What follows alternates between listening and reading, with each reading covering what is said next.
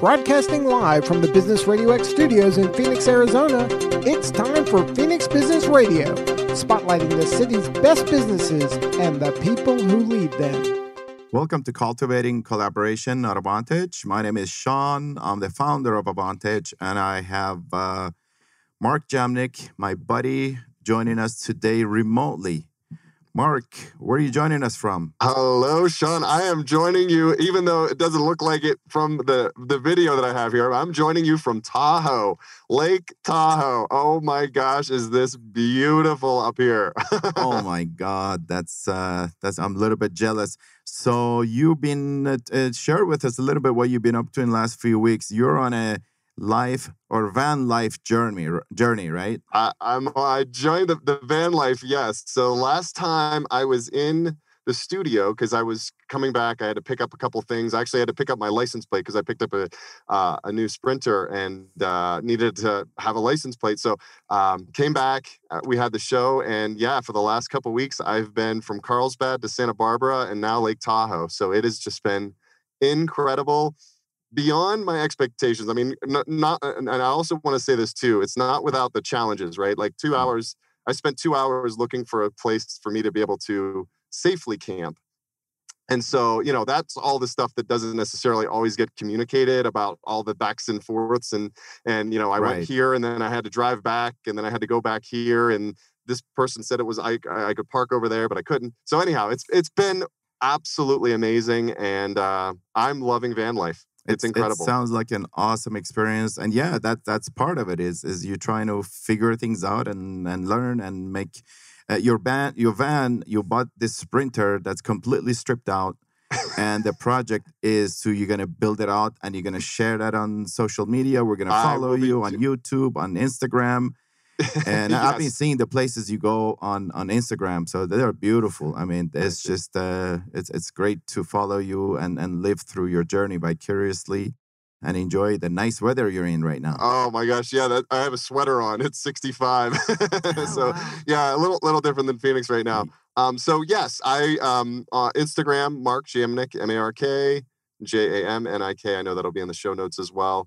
So yes, you could follow along. I share some of the more like the actual live types of things that I'm doing. And then I actually have a YouTube channel as well that I'm going to be releasing videos of the journey and of the things. So yes, the build out is going to really be happening a lot in June. Mm-hmm. I'm actually, a friend of mine is allowing me an opportunity to stay at his place and do some build out there. So next month is going to be a little bit more of that, but I'm so glad for anyone who out there is thinking about the van life and gets overwhelmed with all the different decisions to be made, if you're building one out or anything, go hit the road and experience and see how you use the van. Life. And that's been the best advice that essentially I could share, because I'm sleeping on a cot right now, which is totally different than what I was living in. And I've got everything, and probably more so. I'm going to probably drop about 50% of the stuff that I brought. Minimalism lifestyle, huh? Minimalism. Get rid of everything you don't need. Yeah, my van's name is Simplicity. Simplicity. Make sure you as part of your build out, make sure that you have a little podcast studio set up in the back so we can connect no matter where you go. Sounds good. Well, I'll be bringing the mic for sure. Okay, awesome. So what have you been up to, Sean? What's been happening? We've been busy working on the platform. Like I mentioned, we've redesigned the platform completely from ground up, and trying to make it more engaging. Search and explore is a lot more powerful. We've added a new member directory that our members now can connect directly. And actually, we're creating a couple of user groups, our founding member board and a user feedback group from our community.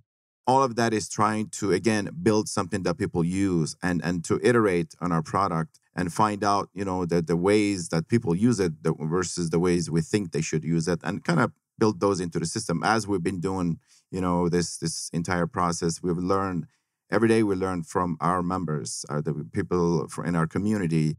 We consider those and kind of build it into the platform. So we have another big release coming up. I can't really talk about it right now, but it's in the works, and I'm very, very excited about that. I think this is going to be a game changer, and just make Advantage a more useful platform and a tool in our entrepreneurs' toolbox where they can, go and help them grow their business. It's a place to, not only gain great clients, but also build a talent team, connect with other members. So those are the stuff, just heads down, working hard, trying to, improve our platform. Awesome. Yeah. Well, again, as I've stated before, I know you listen to the audience. I know you listen to the Avantees, and I'm excited about the next opportunities here as you're talking about them, because each iteration just continues to keep getting better and better and better. And yeah, the next one I'm looking forward to seeing even more. So wonderful. Very cool. Well, I'm excited about our guest today. Me too. Yeah, I have Ellie Lowney from Creating Buzz PR, Avante, over a long time. Ellie, you've been on our platform for a long time. You've been a supporter. You've been very active. You've been contributing to our community. So thanks for joining us, and appreciate you having here. Yeah, thanks for having me on. Absolutely. Yeah, I think I've been with you from the beginning. We actually met before you put it up, Before we right? even launched. Yeah. That was you're one of the early adopters. You're way ahead of the curve. So That's right. yeah. So you watched us kind of iterate and grow, and you've helped us and to get the word out. So you do PR, publicity, and events and things like that. So without me, doing the butchering that what it is that you do, why don't you tell the audience in your own terms what is Creating Buzz PR? So Creating Buzz PR is basically a traditional PR company. I should probably start with what is PR anymore, because so many people don't know, which is kind of surprising to me, of course. But over the last few years, it's been confused with branding and marketing, and they all kind of flow together, of course. But true PR is originally a company's relationship with the public, which could now also be considered branding. But while branding is more static, PR is creating your image with the public through publicity. And so I practice pretty traditional PR or publicity with digital thrown in. So now I call it real PR or real publicity, because now everything goes digital. And so I like to kind of separate the difference between, number one, PR is what we called earned media. Paying for advertising is what we call paid media. And your own media that you create is called owned media. So public relations or publicity that I get, the clients don't pay for. That's why it's called earned. We earn the right to have the media cover us, have the media cover that company by making the stories about them newsworthy. So I write about my clients. I try to find the most compelling and newsworthy stories about them and get that out. And then, of course, just depending on what's going on in the world at the time, there's, opportunities to tie people in with that or tie companies in with that. But in general, that's traditional PR. We actually are your best advocate and salesperson, because we will write about you, make it newsworthy, and then actually pitch you to the media. We pick up the phone and call. We have meetings with the media, and we meet with real journalists. That all pretty much after that does go digital. So, of course, I always call PR the gift that keeps on giving, because it will be every place. As a matter of fact, some of the publicity I've gotten for some of my clients from 10 years ago is still on, but also something I got for Superstition Meteory, for example, is still on ABC on their Facebook page, and that's 2 years ago. So, yeah, so I call it the gift that keeps on giving, and I practice traditional or real PR. And then we do some digital PR now. And, digital PR is not to be put down. It has its place. And one of the things it does do is brings hits to your website. So it can raise your SEO. But generally, when people talk about digital PR, they're talking about secondary media outlets where the press is going to land. Right. Like yahoo.com, for example. Maybe I shouldn't say that. They probably don't like to be called secondary, but they would be considered secondary to Entrepreneur Magazine or ABC, CBS, USA Today, things like that. So we get media coverage for our clients in real outlets like that. Right. So that's in a way you're also helping journalists too, because they're looking for great stories, and Right. to have that trust and that relationship with your network of journalists and media people, you're helping them find this, because they're constantly seeking good Right. stories to Right. Those write it. pages, think of a newspaper. Those pages have to be filled every day. Right. And those journalists work hard. Some Because of they're them, looking for eyeballs too. They're looking for yes, readers. yes. So it has to be Yeah. good, And catchy story. right. And now journalists are under as much pressure as anyone else, because the publications can see how many watchers they get, how many Mhm. hits they get, how many readers they get. And they have to do their own kind of promotion and things like that. But I do think, a respected journalist, when they write or talk about you, you are basically getting an endorsement from them. Right. And true journalism has to be true. They like working with PR companies because they know that we need to do the research to make sure that the story is true. It saves them a little bit of time in fact checking, but they still have to check their facts, and they really try to always write the truth. So those are the type of journalists and newscasters I like to work with. And I think that brings a lot of value for the client. Right. So just go ahead. the traditional PR, by that you mean TV news coverage, Yes. highly name brand magazines or Right. articles, newspapers, Right. things like that, right? Yes, going to the true original source. Like there's entrepreneur.com, and then there's Entrepreneur, the magazine that's printed. Mm-hmm. Same with Inc. Even though both their digital and their printed publications are valuable, in general, the printed one is a little bit more valuable when you get one of their journalists interested in you and writing a full article about you. Right. Same thing with newscasters. When you get the actual newscaster, like recently for a client, I had a newscaster come out. One of my clients is it's the largest sports bar and restaurant in the state, and they do have horse racing.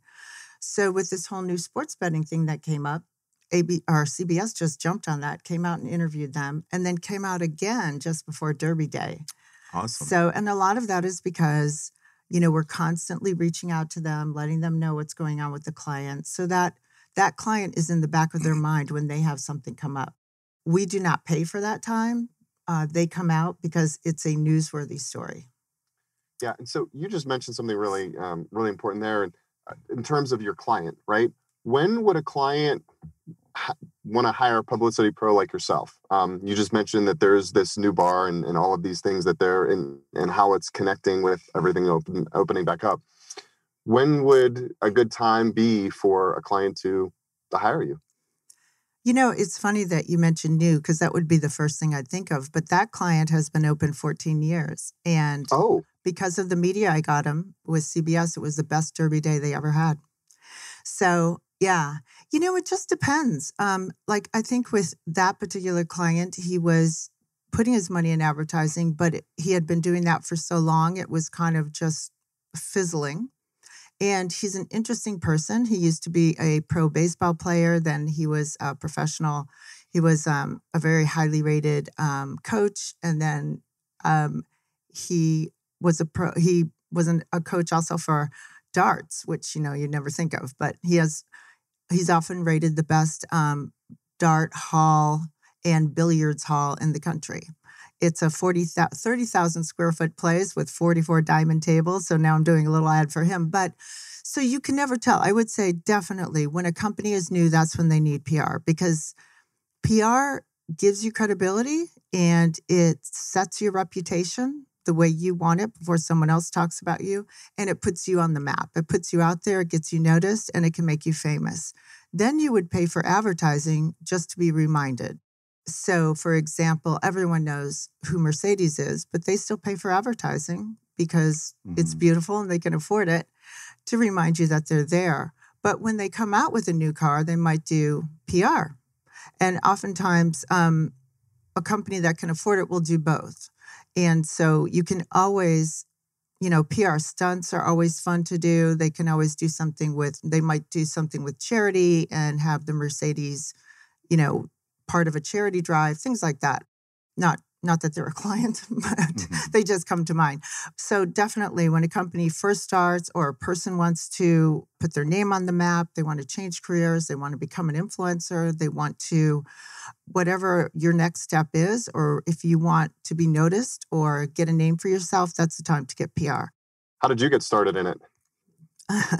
It's funny. I was actually in sales a lot. So I was in nutritional sales, and I was working for a very high-end health club in San Francisco, and I was doing very high-end events for them.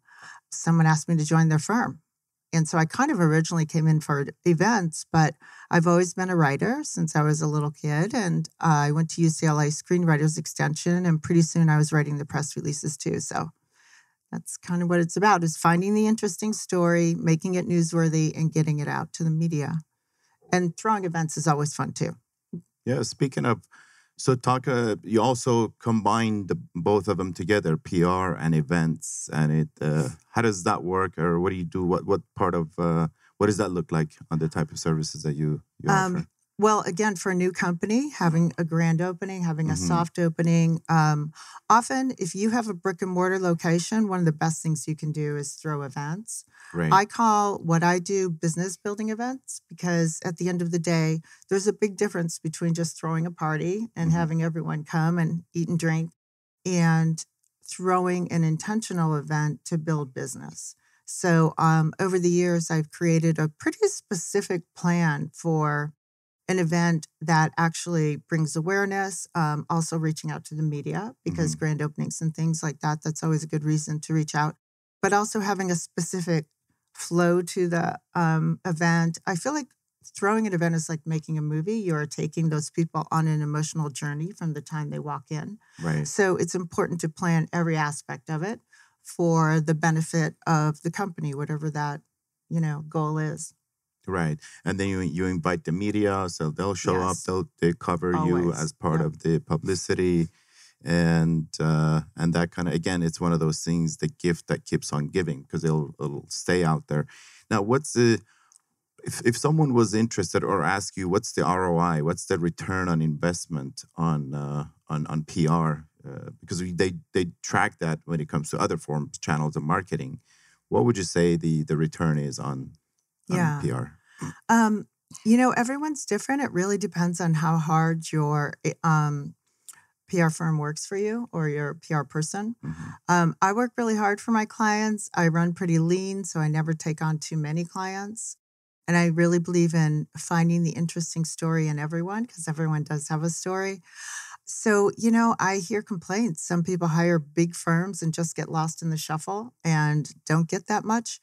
But for me, my return on investment tends to be about 300%, because I get very involved with my clients, and I stick to it, and I pitch them a lot. And I find that compelling story, and I know which journalist would be interested in it.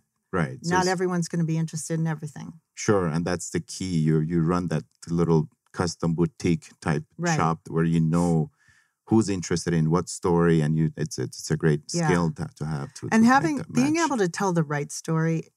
Like with one client, I had never had an alcoholic beverage before, so I had to find all new outlets such as Beer Connoisseur and things like that. But I found the interesting story in them, and we got tons of coverage. And now I'm going into more travel, so I'll be pitching Condé Nast and departures and things like that.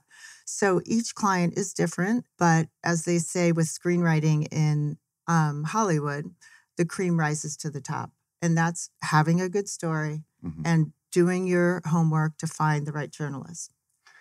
And I know that, I had an opportunity to take one of your classes about learning the process. And there are so many nuances. And it's someone like yourself who has all of this experience. Not only do you need to know, what to present, but also whom to present to, and ultimately what all of those things, how it all looks, because it's quite frankly almost like another salesperson's job, right? Like, I mean, in terms of like, you're selling the story, you're selling the sizzle, right? They always say, don't sell the steak, sell the sizzle. And that to me it feels like that's a whole other element of understanding. Not only do you have to have that. So how does someone go about like that process? And I know that we actually had a whole class on that. I mean, I think it was 10 weeks or so, learning about that. But, what are some of the things that, and I know that you're helping me with my story, right? Because as I'm traveling and doing these things, and I loved how, before we started working, I mean, you heard what I was doing, and then you set up the interview and really kind of listened to what I was saying and what I was about to do and why I was doing it and all of those things. And that all worked into that initial piece. So I guess there's a number of things that I mentioned in there, but I guess the first thing would be just how does someone begin to create that story? And, what are some of the best pieces that would help someone? Well, I think everybody works differently, but what I like to do is find the most interesting stories. So I do sit down like I did with you and just record a person and how they got started and, find the interesting story. Like I had an aesthetic company once and I thought, what am I going to write about them? Like their Botox is better than ours or something. But but I was talking to the entrepreneur and it turned out that she had been one of the first entrepreneurs in downtown Scottsdale. She'd actually been there for 30 years. And when she first went to pay the new landlord on her space, he wouldn't take a check from her. He had to take it from her husband because she was a woman. And he wasn't even in the industry. He was an airline attendant. So stories like that, when I heard that and put that in the second paragraph, so many big writers grabbed onto that, mostly women. And right now, a lot of journalists are women. It's about 70% female now, I think. So Phoenix Business Journal wrote about it. I had her on ABC, just a short clip. And so it was interesting who really was attracted to that particular story. And then with you, for example, writing about your journey has been a lot of fun. And we are going to get some pops on that. But, I sat down and listened to, you have a very interesting story with what you're going through because even looking at you, we can see that you are a very put together person and your organization is an organization and doing everything right and having everything perfect and spotless. And now you're camping and you sent me a picture of your van. And I was like, wait a minute, this doesn't look built out to me. I can't believe Mark's living like this. And so that's a really interesting story. So, we'll be covering you and your travels more. Interesting for me too, trust me. Yeah. So, and then Sean has a great story too. I mean, I think Avantage is just the most amazing thing. And by the way, I said this to him the other day. I'm also working with Carla, who's a big influencer here, and she wants to move into more travel. And I've met all of you guys. And you, Karen Nowicki. I'm going to be working with Karen.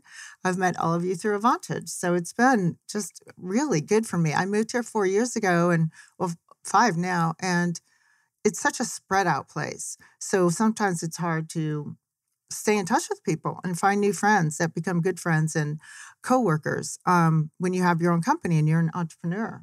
Right. So it's been such a great thing for me to know Avantage and to meet all these other entrepreneurs that are just like wonderful, giving people, but also very serious people about their career. Right. That like-minded group. Right. And it's been great having you. You have done tons of collaborations and you've been, involved with our members. So we appreciate you. Talk about some of that experience with, people you work with and the mindset that it takes, because our members, they're all, like you said, they're entrepreneurs. They're usually type A personalities. They're trying to build and create something. So everybody has a great story to tell, right? Mm-hmm. But it's always harder for us to tell our own story because it's so hard to talk about yourself. Right. I have a hard time with it. It is because half of the time I don't find myself interesting. So, and my kids remind me of that all the time. So, but it's your job to find those stories. And it truly is, everything is about the storytelling because that's where it all starts. That's where you build. We had Ashley Bright on our last show. and that was the topic. It was about how you build your team, your people that support you around you, anything from customers to investors to anybody that he called it allies, and I love that word. Is to build your allies. It takes a great story. Right. Because people have to connect with you and understand you have empathy and where you come from, where you're trying to go, what's your goal, what's your intentions. Right. And that's how we connect as human beings. So, and you've done a lot of that. You've connected, you've worked with me, you worked with Mark, and I think Patrick and some of the other members on our platform. Share some of that story on how that experience was for you and what you got in return, because it is a collaboration. It is an exchange of services. Yeah. Well, so I ran my first, at one point I realized, I lose a lot of clients because they can't afford PR, and I don't charge very much compared to like New York or Los Angeles. But I realized that I know so many entrepreneurs that are just wonderful people, and artists and spiritual people and things like that are, and almost everyone's starting a side gig now, right? Right. And so many people can't afford PR. It is very time consuming. It's like having your own writer and salesperson. So I decided to teach the classes, and I started with you guys.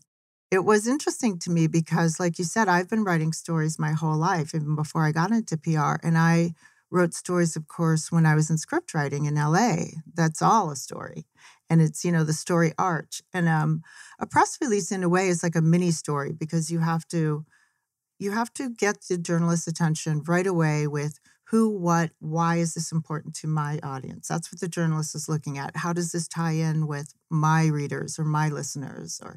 So when I was teaching that class, it was interesting to me because the way I laid it out was 1 week of story creation, because I wanted to help everyone start getting their press releases out right away. I wanted them to see movement and to start getting press right away. And then, the next week we'd be researching journalists, and the next week we'd be pitching, and so many people got stuck on the story.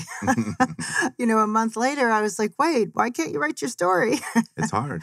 It is hard. It's hard to write your own story. And it's hard to let it go, too. I think people have to realize that one of the things about PR is it is pretty quick. So there's a lot of fluff you need to eliminate when you first reach out to a journalist. And so when it's your own story, it's very hard for you to see through all that stuff. It all seems important, or it all seems the same to you. So, having someone else do it for you. But yeah, that was interesting. I learned a lot from working with all of you, because I learned that it's much harder to write a story than I thought. And also, working with your different struggles, like every single person had a different thing. I think the few of you that are pretty left-brained had more trouble with your story.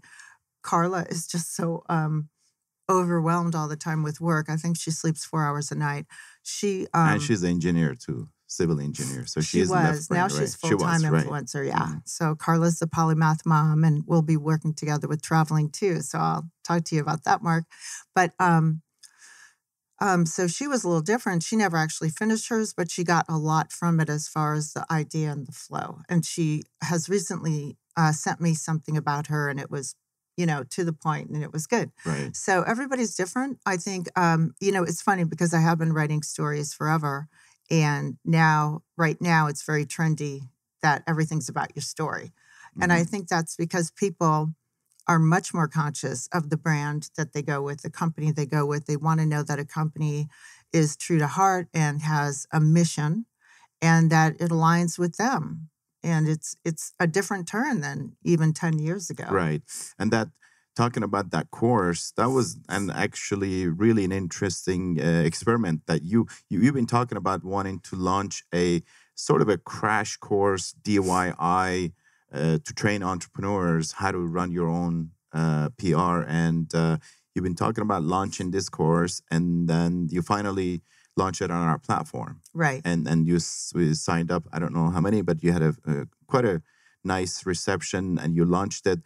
And as part of creating this course and running it, you also ran some experiments and you iterated and you try to make it work because your audience were all, again, entrepreneurs and business owners that could give you really valuable feedback on how to make the course improved. So I think that was, and you had been talking about this for a while, and then finally you launched it. When did you launch it? It was last year, right? Yeah, and I'm going to start another one within the next 2 weeks. Oh, okay, cool. So, yeah, so we'll have to put that up on Advantage. Is that going to be similar or a little bit different? I'm going to spend more flavor? time. It's going to be a little shorter, but I'm going to spend more time. It'll be a 6-week course, but it'll be more time on writing.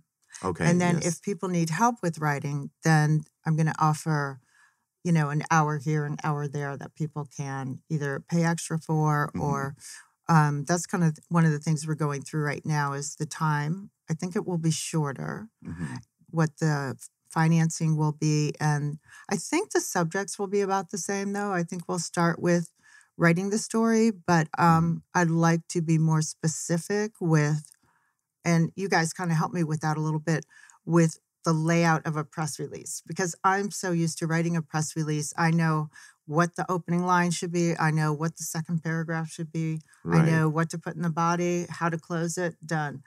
But I realize that others don't always have that in the back of their mind when they're writing. So I learned that from all of you that maybe I need to be more clear on what goes in a press release. Spend more time on this because the story, the press release itself, that's the bulk. Right. Of and there's two types. I learned that there's two types of press release. One is about the bio and the founders. That's more personal.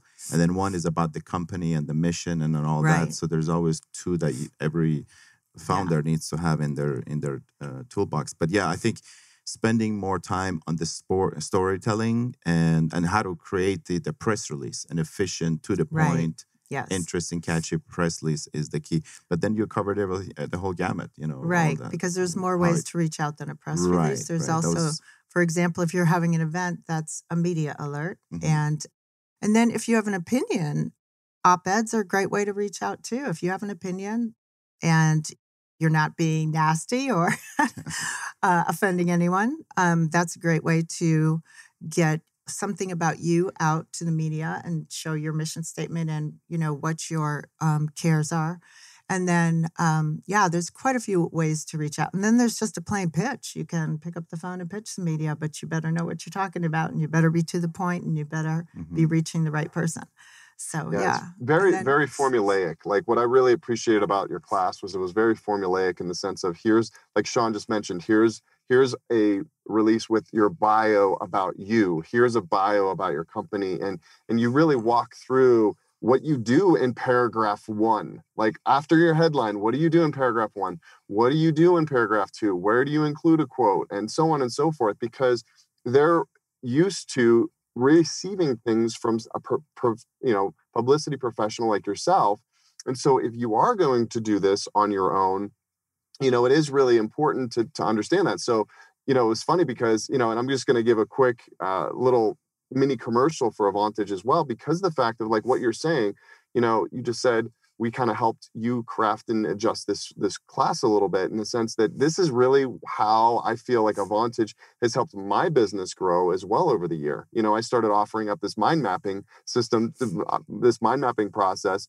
And all of a sudden everyone was like, oh my gosh, I want your mind mapping system. Right. And it was like, whoa, that came out of a really beautiful experience of interacting with other Avantees. So that was one piece that I wanted to share. And then also just kind of the idea of when I met you, right, and you and I started working together, we were doing the mind mapping. It was about, I didn't really see the full appreciation of what publicity is, like public relations and just how that all works. So I still, after we met, that's when I said, oh my gosh, I really want to learn more about this, because some of the other things that I was doing with Google or Facebook or things, I'm like, this just makes so much more sense, because you were saying that this is kind of a great intro. So I feel like I'm trying to get to a question here, and the sense is like, what else holds someone back from not even thinking about publicity or public relations or, hiring someone like yourself or going down this route?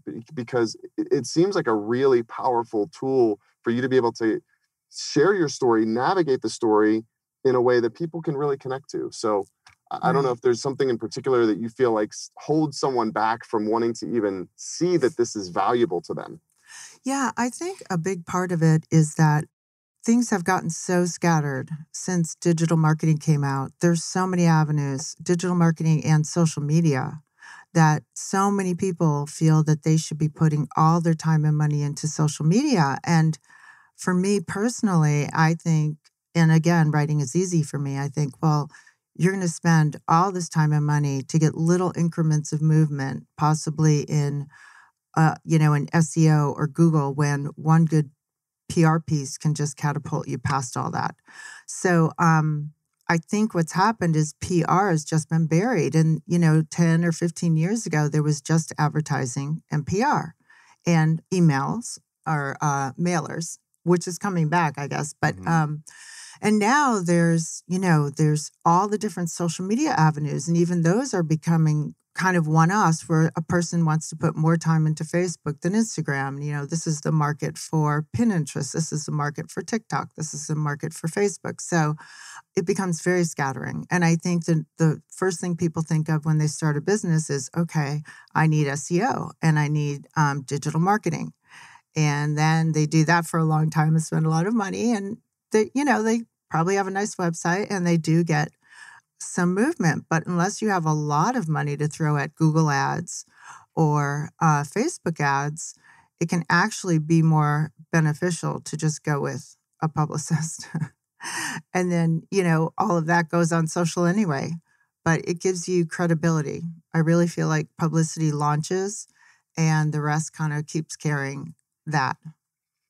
Right. And it actually could be probably more cost effective as well when it comes to the results it produces. I think so. Because I think digital marketing is, at some point became a lot more powerful because you were able to track.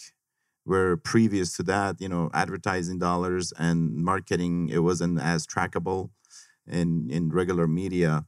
But digital came, and now you could, track and see how many clicks and likes and visits and all those metrics that you can follow. But with the PR, there are ways to track the results as well, right? There's specific. How do you track the results? Well, I still kind of believe in the proof is in the pudding. When you get good press, you get clients or calls or whatever. Right. So, for example, just that one bit on Derby Day for my client, he's been open 14 years. He said we had the best Derby Day ever. I mean, that's proof right there. Right. I've had many other clients where I've gotten them spreads in publications and their phone calls doubled. So with PR, they've always said it's a little harder to track because it's more of a relationship with the public. But I think that's more true when you are doing like PR stunts, when you're doing like an event outside. So say for an example, you have a classic car company and there's a big event going on and you put the cars in front of the event and you're part of the event and you both support each other. It's hard to monetize how much new business you get from that. Right. Versus with publicity and getting something in the news, it's pretty easy to see the new. I always say I get you customers, not clicks. It's pretty easy to see the new business that comes through.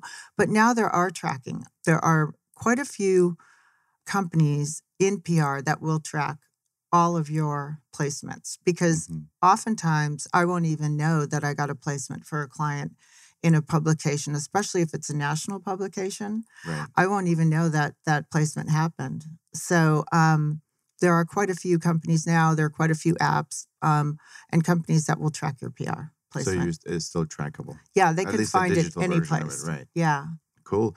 On the events, with COVID and what we all went through last year, how was are events all have to be in person, physical, or is there a trend you see on having more of a digital and virtual events that are still live, still you can promote and have PR around? Is that something that's happening? Do you see that more of a virtual events? I think it depends on the situation and the company. Like this, for example, is digital and it's wonderful, and Karen's doing a great job. But I think that one of the things we learned from COVID is that you can't replace person to person, especially if you have a brick and mortar company. I think if you have an online company and it's only online, like e-commerce, it's still, a lot of e-commerce companies, like say someone that's only selling a sports drink online, they're not in any brick and mortar.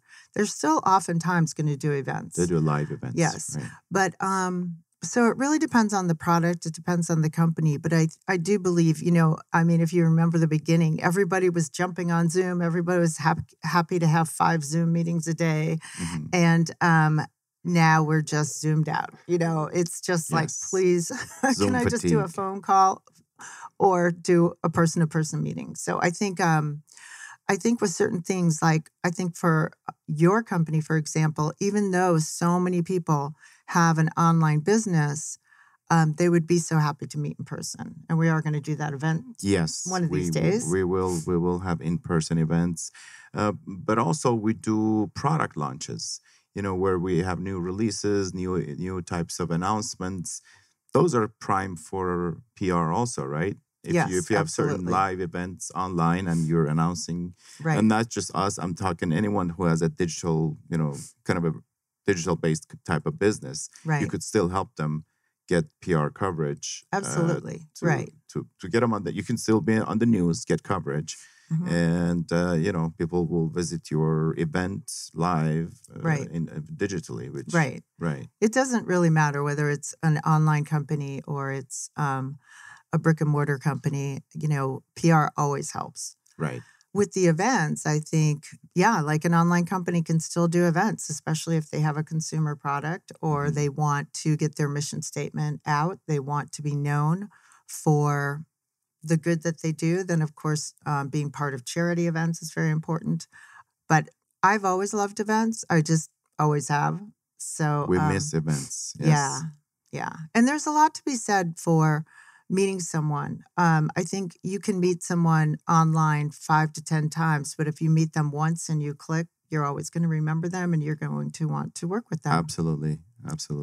And it was neat too, because I know I met Sean right before everything happened last year. And then I met you through a lot of those Zoom meetings. And then we had this is our second podcast for us. And so anyhow, it is really neat to see that come together. So what's next for you, Ellie?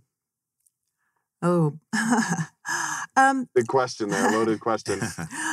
Well, more PR. I'm doing a lot more PR for influencers, and that's been fun. It's funny because if you look at my social media, I have pretty low numbers. I mostly use it to post my wins for my clients and the media I've garnered, but I'm really getting into helping more influencers right now and also travel. So it's such an exciting time for travel. And this actually fell in my lap. I've always loved to travel. I went through Europe by myself after college with a backpack and awesome. Still travel as much as I can. So right now I'll be doing a lot more with that and with Carla, the polymath mom. Mm-hmm. So we're doing that. And then I'll be covering you, Mark. And so I'm kind of taking it in 2 directions because I have another friend who has been doing this sort of van life for a while. She has a condo here in Scottsdale, but she also has a spot for her van in Santa Cruz. And now she left another one in Nashville because she loved it so much. And she's a musician, and that's Kristen Pedersen. Right. She's on your site also. And so I have been pitching some of the media about a regular story about people like you and Kristen and Carla and going on the road. So really just taking it on the road in this whole van life. I think it's so interesting. And one of the things Carla and I are talking about is actually starting a travel show. So we will be pitching the media. We will be pitching producers. So we're putting together some segments on that. So you better get ready for your close-up, Mark. Well, I got my GoPro, I got a drone, and I got my camera. I've been regularly filming, and so that's. But yes, that sounds interesting. I'm curious to learn more. Good, yeah, and I need to see more of your clips. So we're thinking of what we're going to call it now, but taking it on the road. That's so interesting. Because I know Carla, she's got a huge following. I don't know, I think Almost 500,000 400,000. followers, 400,000. 500 on TikTok, 500,000. 100,000. She gets tons of likes and follows, but she still comes to you for PR. Right. Right? Yep. Explain to us the reason behind that. You've told me why, but why would an influencer with such a broad reach still seeks traditional PR? Yeah, that's so interesting. And I think this is something that's happening more and more. And so many people, well, many of the social media outlets now are trying to weed out. The problem with the internet in general is there's a lot of opportunity for fake news, right? Yes. Fake people, right? And so Instagram is trying to weed that out. So they want their people, I think it's called blue ribbon or blue chip.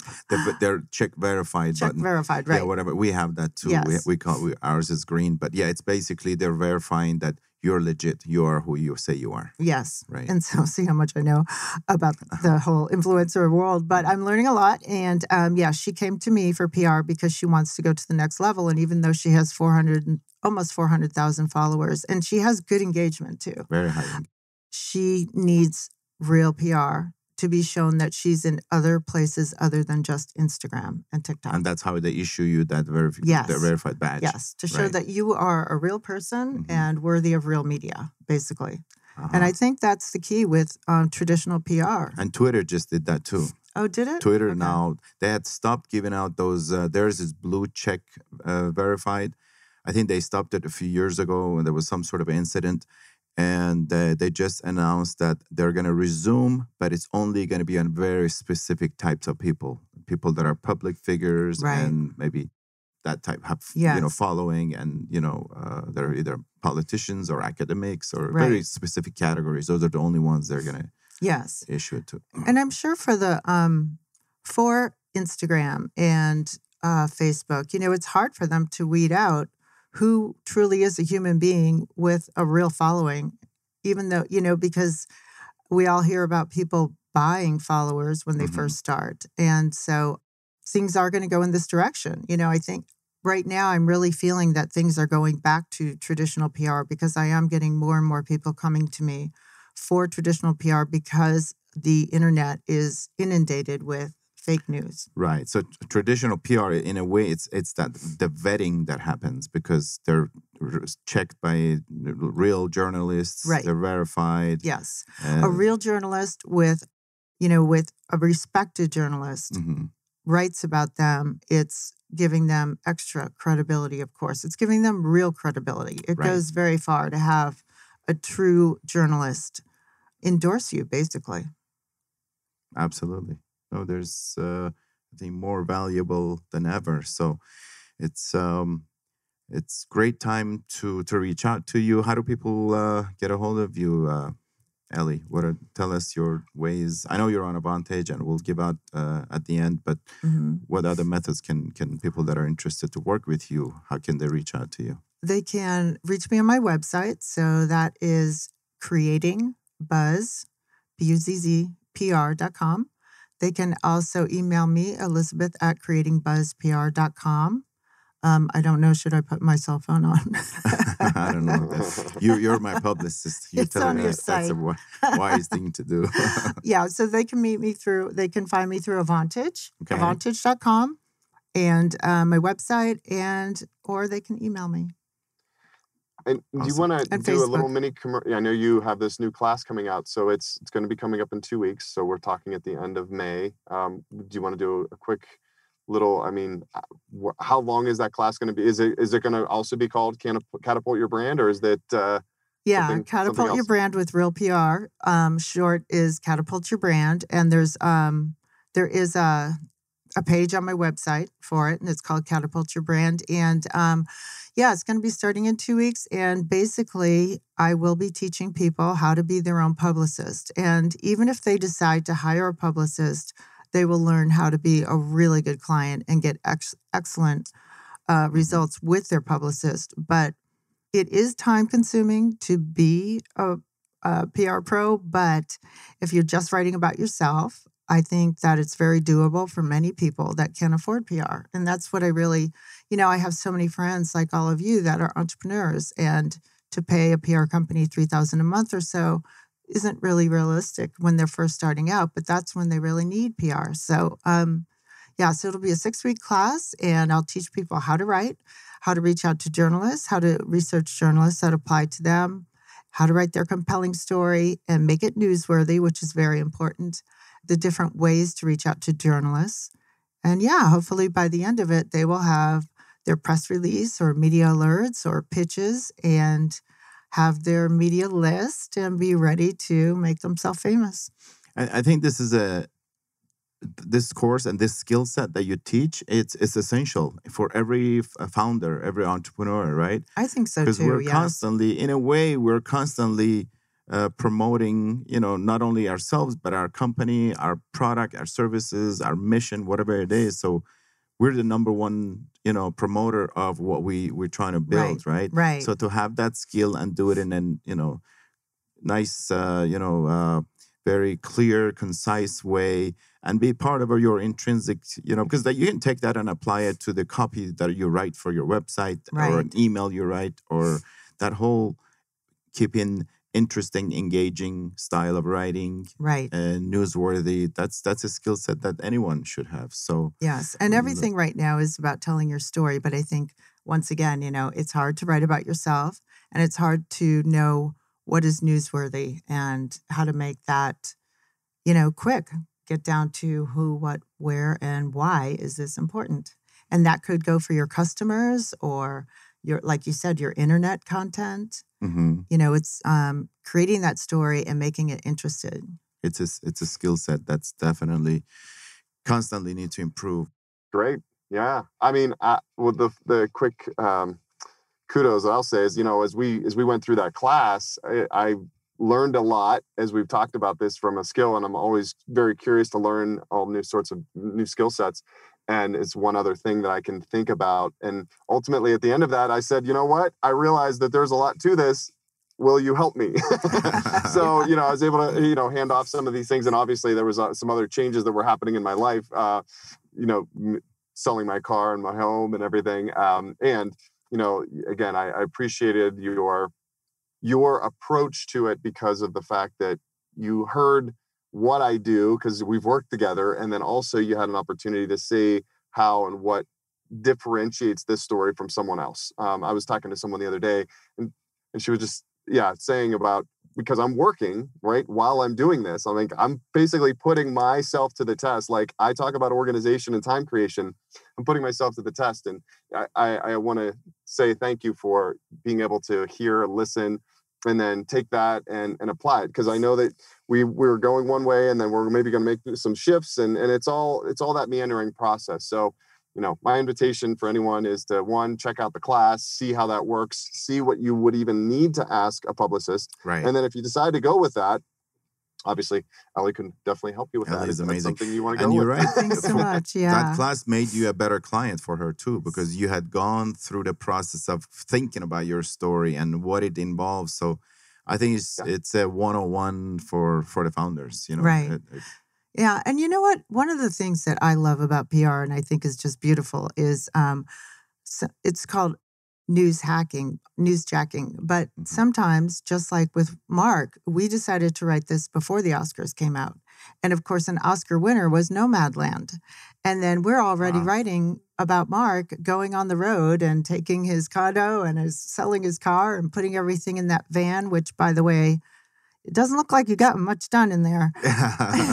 I've been on the road. That's why. Your van looks like my office. I'm like, this isn't where Mark Get lives. with it there. Next month, I'm going to be in Flagstaff working on it. So that's it. I just wanted to hit the road. Yeah. I threw what I could, and I'm like, I want to do this because that's what I'm saying. And again, for anyone who's really listening or thinking about doing that, we could get so caught up. There's so many decisions to make. Yep. I mean, from how are you going to do the power? How are you going to do this? How are you going to do this other thing? And it's, everything is a decision that kind of relies on everything else. So I just said, you know what?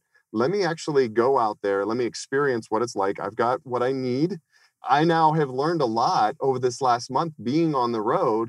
So I'm going to be able to apply and build it out differently than I was going to initially. Right. So Right. that's, You learn. you know, You we iterate. can get so caught up in, you know, this analysis by paralysis or paralysis by analysis, right? And so my thing was, let me Just go out do there, it. let me play Right. around with it, and then that even might be part of the story as well. I mean, because again, that was so different for me to even just think about living like that. But it's where I am right now, and I know it's not going to be forever. It's for now. Well, we're Yeah. going to follow you. We're going to see the progress you're going to make on that Yes. van. So Yeah, Can't I wait look to see forward to progress it. in the van. Ellie, you told us everything that you've been offering to the community.